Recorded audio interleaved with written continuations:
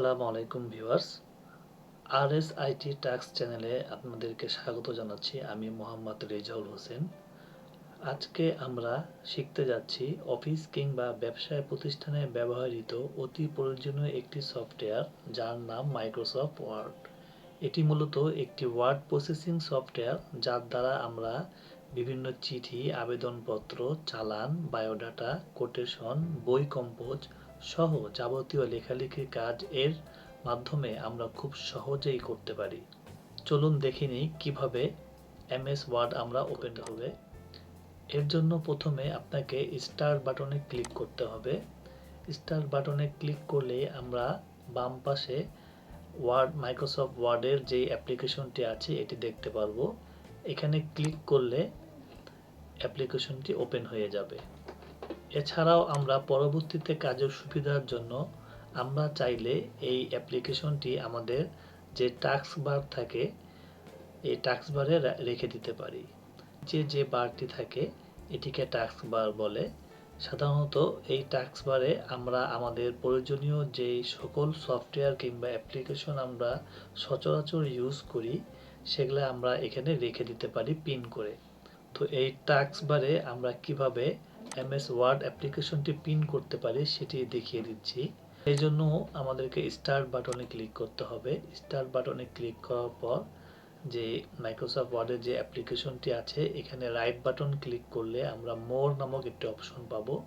এই মোর অপশন থেকে pin to task বারে ক্লিক করলে আমাদের এই মাইক্রোসফট ওয়ার্ড অ্যাপ্লিকেশনটি আমাদের টাস্ক বারে চলে আসবে এবং পরবর্তীতে আমরা আমাদের এই অ্যাপ্লিকেশনটি খুব সহজেই এখান থেকে ওপেন করতে পারি শুধু একটি ক্লিকের মাধ্যমে।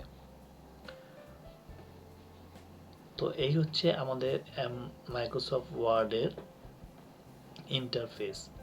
তো এখানে অনেকগুলো দেখতে পাচ্ছি আমরা। এই যে ব্ল্যাঙ্ক পেজ, যেটা ব্ল্যাঙ্ক ডকুমেন্ট, এই ব্ল্যাঙ্ক ডকুমেন্টের পাশে এগুলো যেগুলো আমরা দেখতে পাচ্ছি এটিকে টেমপ্লেট বলে। এই টেমপ্লেটগুলো কি এবং এটা কিভাবে কাজ করে এটা সম্পর্কে আমি পরবর্তী একটি ভিডিওতে আলোচনা করব। তো চলুন আমরা এমএস অ্যাপ্লিকেশনটির ভিতরে ইন্টারফেসটি দেখি। তো এখানে একেবারে বাম দিকে যেই এটি দেখতে পাচ্ছি এটিকে বলা হয় কুইক অ্যাক্সেস টুলবার।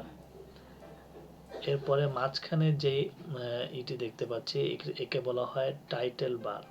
এখানে সাধারণত আমরা আমাদের ডকুমেন্ট যেই নামে সেভ করি সেই নামটি এখানে টাইটেল আকারে শো করে।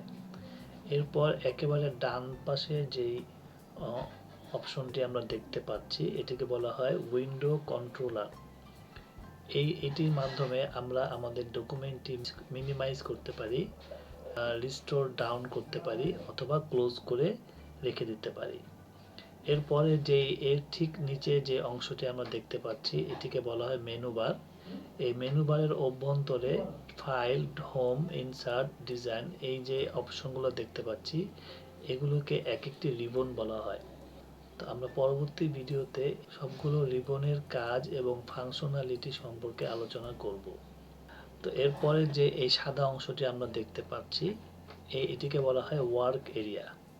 সাধারণত আমরা আমাদের ডকুমেন্টে যে লেখালেখির কাজগুলো করে থাকি সেটি এই সাদা অংশের ভিতরেই করে থাকি।